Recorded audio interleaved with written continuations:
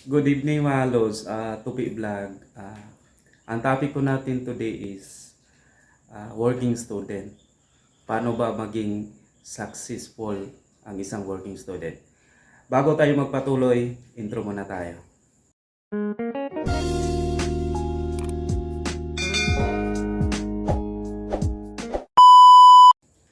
Okay mga lods, unang-una, kailangan mo yung mindset mo na makapagtapos ka.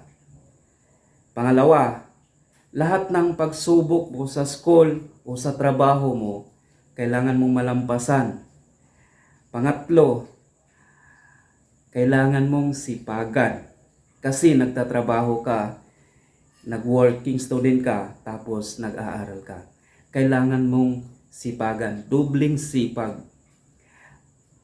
Pang-apat, kailangan mong habaan yung pasensya.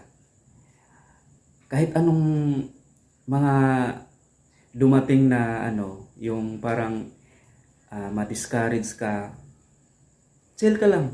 Huwag ka lang ma-disappoint. Yan lang. At saka pang-lima, maging honest ka. Honest ka sa lahat ng bagay, sa school, sa trabaho mo, maging honest ka. Kasi yung pagiging honest mo, madadala mo yan. Kahit saan ka pumunta, kahit magtrabaho ka, maging honest ka sa boss mo, madadala mo yan. Isa talaga yan sa mga pinakamahalaga sa buhay ng tao, maging honest ka. Sana may matutunan kayo.